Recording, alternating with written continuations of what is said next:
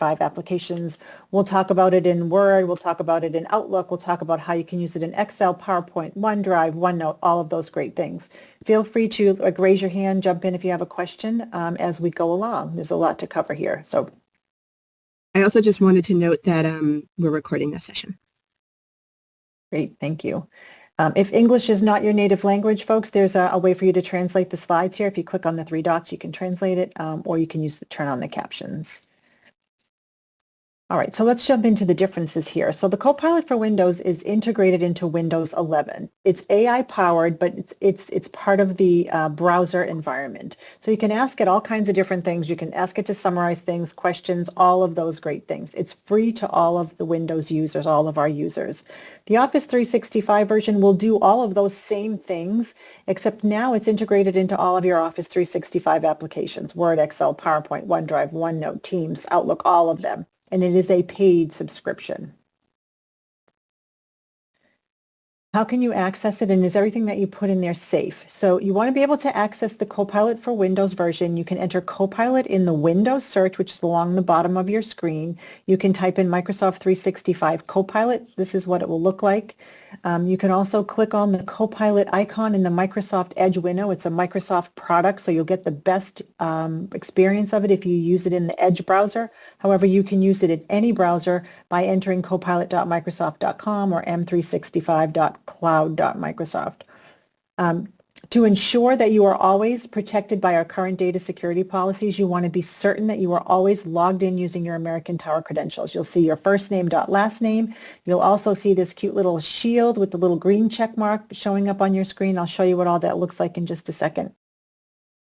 And you want to ensure that anything that you have in your OneDrive and your SharePoint that you want to include in your Copilot searching now that you have Office 365 is in these locations, because what Office 365 is going to do is going to search all of your OneDrive information in your SharePoint version, SharePoint information. I'll show you about what that means in just a second. And again, as long as you're logged in using your American Tower credentials, you are protected under our current data security policies, and anything you upload into the prompts will be protected. All right, so Copilot for Windows, this is what it looks like in the Windows version. You've probably already seen this, but now that you have the Office 365 version, you have this new tab here across the top that says Work and Web. The web version is going to do exactly what it does. It's going to search and pull information from the internet. The work version is going to search the information that you have in your OneDrive, including your emails, your documents. It's going to look in your calendar, your Microsoft Teams chats, your SharePoint files, all of those things there. Here's where you're going to start new chats. This is that little shield with the protected check mark letting you know that you are logged in with your ATC credentials. You'll also see down here at the bottom your first name and your last name and your profile photo or your initials, whichever you have there. That will let you know that you are protected. All the magic happens in the browser window with Copilot by here in the prompt area. And then over here on the left-hand side is your chat history, which will retain up to 6 months of information that you've asked it. Yeah. Wendy, I've got a question. If you select web, is it only looking at the web, or is it looking at the web plus what's on your OneDrive? Good question. Nope, it's only looking at what's on the internet. In order for it to look at what's in your OneDrive and your SharePoint and anything in your work environment, you have to be clicked on the work option. If you wanted to search both, is that possible? Or do you have to do 2 different searches? You'd have to go back and forth. You'll get different responses. Okay. All right, so let's just jump into here on what you can do with it. So let's talk about Copilot in Outlook first. So what you can do in Outlook is you'll see it appears across the main bar in your Outlook environment. It appears across the main bar in all of your applications now.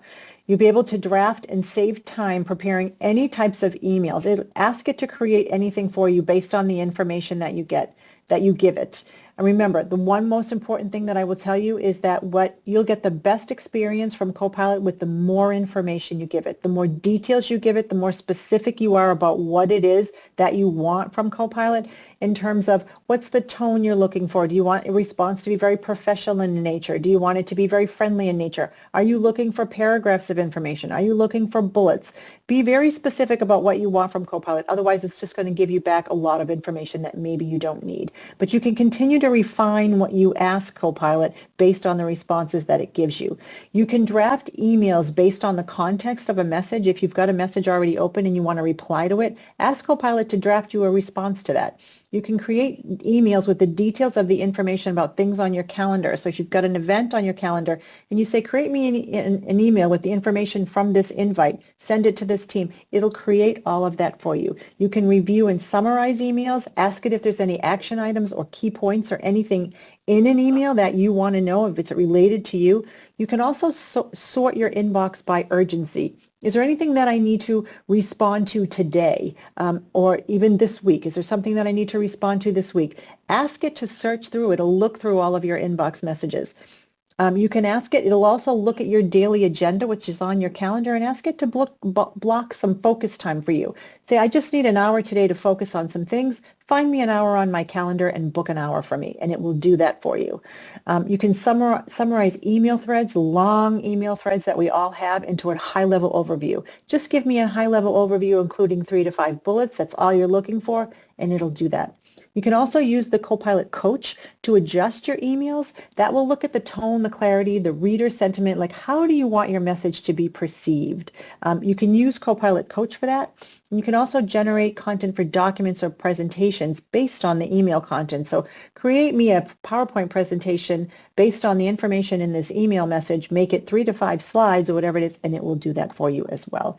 This is what Copilot looks like in the Outlook environment. Now remember, it's going to look different in Classic Outlook versus New Outlook. You will have more features in the New Outlook than you will in Classic Outlook, because New Outlook is a newer product and Copilot is a little bit better integrated into the New Outlook. However, if you're like me and you prefer Classic Outlook, I don't want to change, you can just click on this Summarize button in any email message that you have open, that you have selected. It'll summarize anything in that message for you. And you also have the Copilot option here at the top when you're going to draft a new message. And you can just say draft it with Copilot or use that coaching option that I talked about. In the New Outlook, you can click on it in any new message, this Summary by Copilot, to give you a summarization of that message. Also, Copilot appears on the main menu and it pops up as a sidebar, which it does in most of your applications in the New Outlook. And here's the prompt where you can ask it all kinds of information there.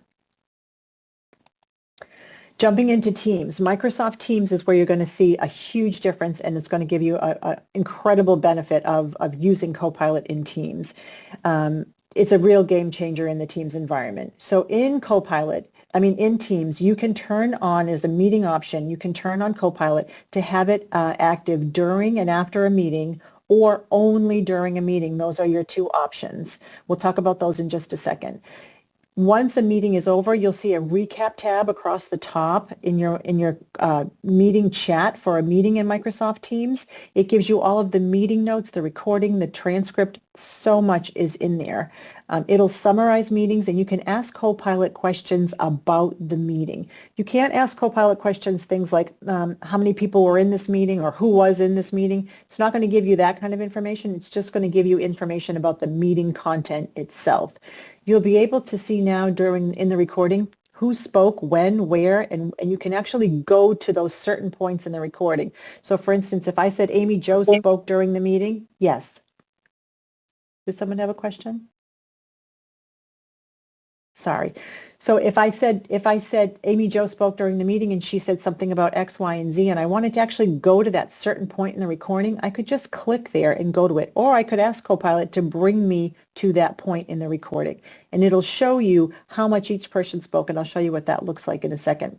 Meeting organizers will now get a detailed attendance report. It'll have a lot more information on it. And you can use Copilot in meeting, individual chat, or group or channel chat messages. And this goes back up to 30 days of information. So if you want to ask it about something from 30 days ago in chats and things, conversations that you've had previously, you can ask Copilot that as well. And this new feature down here on the bottom is setting up your voice and face profile. Totally up to you. It is very AI generated and looking and all of that. So you speak into it. It's part of the settings in your Teams environment. It's under recognition. You can actually speak into it so that it knows your voice immediately when you start to speak, and it'll actually do just like you do on your iPhone where you want to do the face recognition where you have to turn your face a little bit. It'll recognize your face instantly from all different angles as well. So this is what Copilot looks like during a meeting and how you can turn it on during your meetings. You'll see across the top, if you are the meeting organizer, you'll see the Copilot option here. That also applies to if you're a co-organizer or a presenter. You'll have the Copilot option at the top, and you can just click on it, choose the language, and confirm, and then Copilot will appear across the ribbon for you. When you have it turned on, you can simply ask it anything that you want to during the meeting. Now that's during the meeting. So here's the options here that after the meeting. So that's what it looks like during, and here's what it looks like after the meeting. When the meeting is over, in the meeting chat, you'll see now that you have a recap tab across the top. When you open that, you will be able to see the recording. You'll see all these different options here where you have notes. There's an AI summary. You will never have to take another meeting note ever again because it's going to give you a really detailed, accurate, and really clear meeting notes of exactly what happened during that meeting. Over here, it'll show you who spoke. This was obviously a training session, so I did most of the speaking, but some of the attendees asked some questions, and if I wanted to here, I could click on this red and go right to that question where somebody else spoke. So what I said, if you want someone else is speaking during the meeting and you want to go right to that section, really it's so easy to just go right to that part in the video without actually having to listen through the whole video. Over here on the left-hand side is where Copilot opens up, and you can ask it all kinds of different questions about the meeting. And what I've said here is, are there any action items for me after this meeting? And it told me exactly what I needed to do based on what was discussed during the meeting. So Copilot in Teams is a real game changer. You're going to love it, and I'm excited for you to try it. All right, let's talk. Yes. Wendy, I have a question. This is Brad. Hi, Brad. Is that available to everybody that was on the call? Or just the presenter? It is. Nope, it's not. So the presenter has some additional capabilities some Copilot capabilities that not everybody does.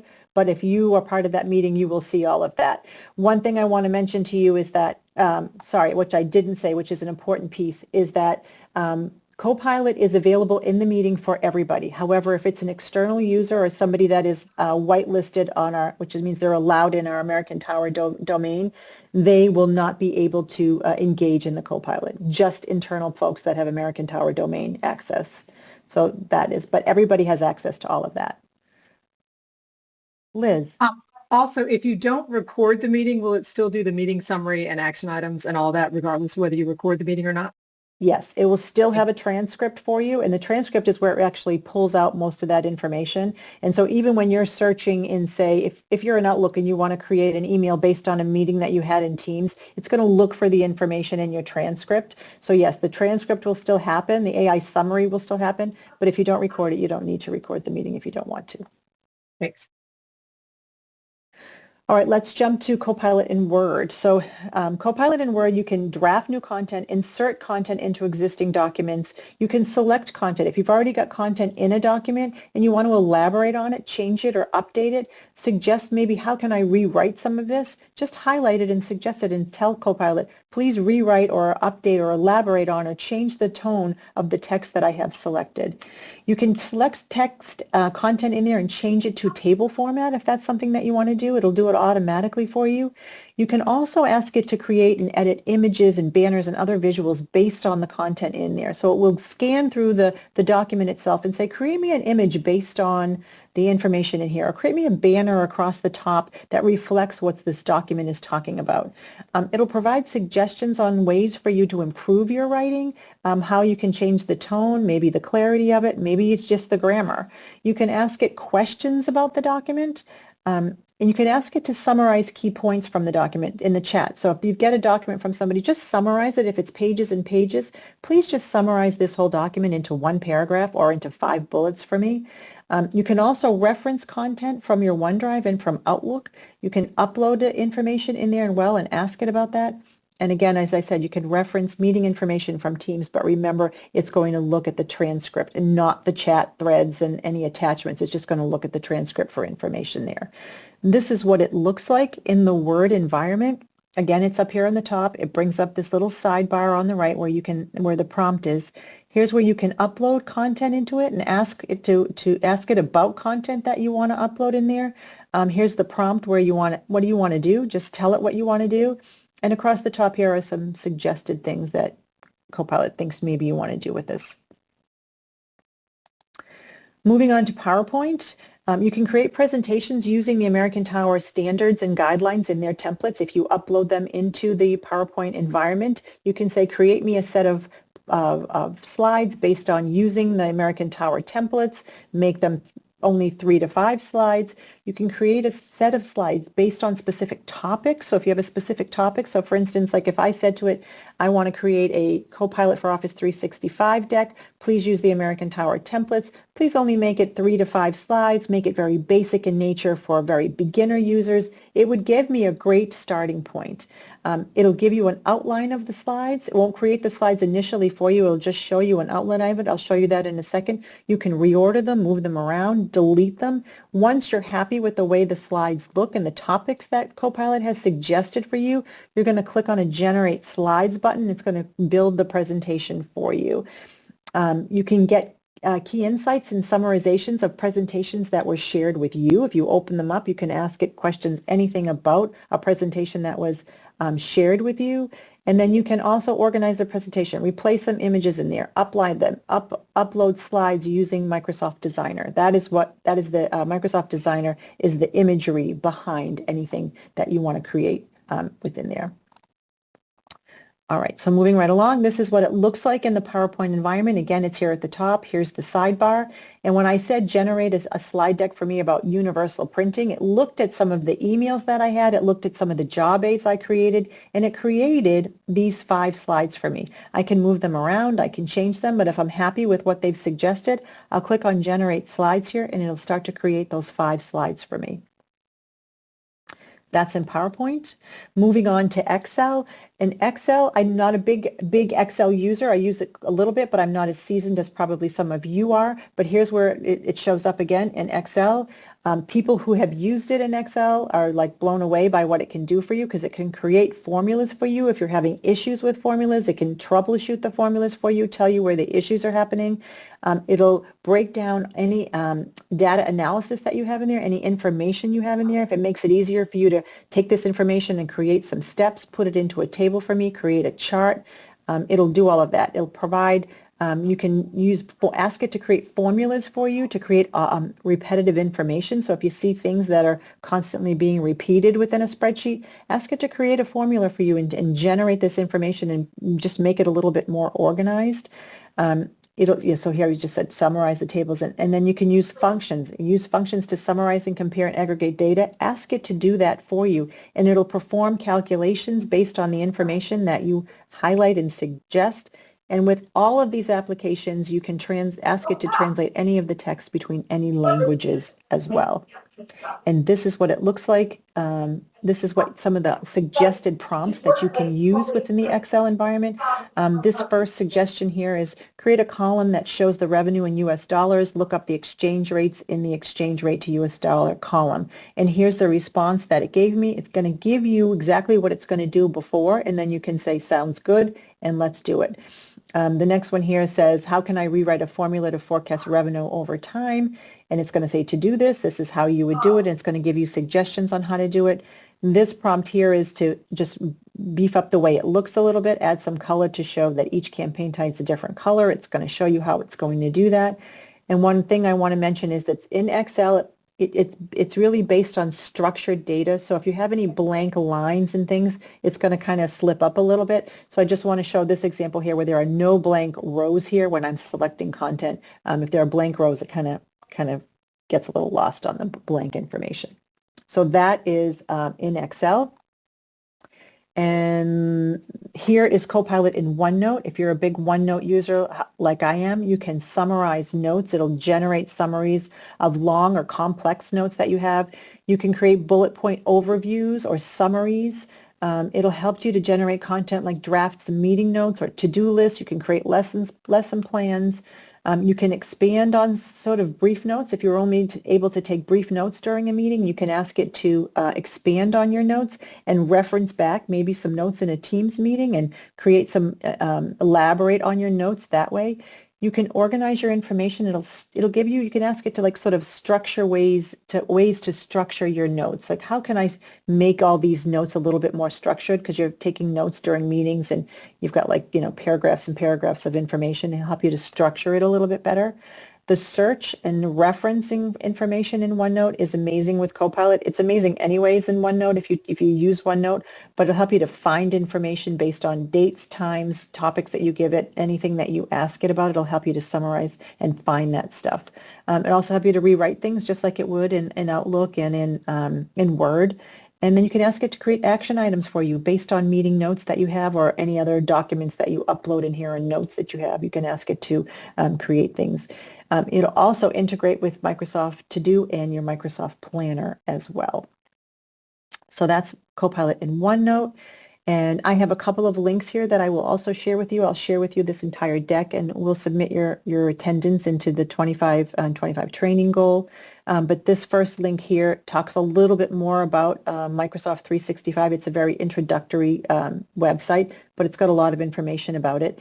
This video here is actually, I thought this was pretty cool, which is why I included it. It's a very visual way of seeing how Copilot works. What's the Copilot system all about? And it's if you're a visual person like me, it kind of helps with understanding how the Copilot system works. And then this last link here is ChatGPT versus Copilot. A lot of people ask about that. What are the differences? And this little link here will give you some information about the differences between the two. So with that, I talked a lot and I talked really fast, but there's a few minutes left. And if I can answer questions for anybody, I'm happy to do that. Wendy, I just want to thank you for pulling this together and going through that at lightning speed. Sorry. No, it's really phenomenal. Just this is the second time I've seen it, and it's just a wow factor in terms of all the ways that it can integrate. I hope everybody else on the phone is starting to understand what is potentially available here. But just a reminder that this is a trial. We are really looking to you to experiment and share with what you can play around with these tools and utilize to the best of your experience. So the intent is to use this for a couple months and see where else in your organization there's really impact. But I think just based off of what Wendy said, you can start to imagine the amazing possibilities with something like this. I know I went through this really fast, so I'm always happy to sit down with anyone, sit down with you and your teams, talk about maybe how your team can make the most of it, what you can do with it. Happy to do that for you. Wendy, question for you. Is this available to the entire company right now, or is it a smaller subset? Yeah, it's a smaller subset. You're one of the lucky ones. It's several U.S. Tower leaders. Amy Jo can kind of sort of elaborate on that a little bit, but I think it's just a small group of you that are going to be testing it out for the summer months and seeing what you can do with it and what you think and how you can make the most of it with your own environment and your teams. Okay. Yeah, there's a cost associated with this license. So what we determined was giving the leadership team access to it to see where it would make most sense in your organizations to potentially expand it. But we want to make sure that it's utilized effectively because there is a financial impact. Okay. And is one of the ways to use this, if we were to have, like I had a team meeting, I had my team in from the field 2 days ago, and we covered a lot of topics. Would I have put up like a Teams on the screen up there and have it listen in and then capture meeting notes? How would I use it in a meeting environment where everybody's physically in the room? Yeah, so it would be best for you to have Teams on, right? Have it up on the screen. If there is anybody virtual, even if there's not, if you're sharing slides or whatever it is, you'd have to have Microsoft Teams active in order to be able to capture. You have to have something active, otherwise it's not going to capture what's happening in the room. Yeah, it's like a Teams meeting, even though we're all physically in the room. Yeah, but you have to have Microsoft Teams running. Even if you're all physically in the room, you still have to have it up on the screen. And when I mentioned the recognition piece with the voice and the face profile, that is pretty That's useful when you are all in the room. We tested this out actually yesterday. So a couple of us did the voice and the face profile already, so that when you're in a room and there's a bunch of you in a room, it's not really going to know who's talking, because sometimes you're just sharing your screen, right? So it thinks you're just that one person, but it recognizes other voices. So if it recognizes other voices, it'll know when you're in a room together, somebody else is speaking. Got it. Okay. Thank you. You're welcome.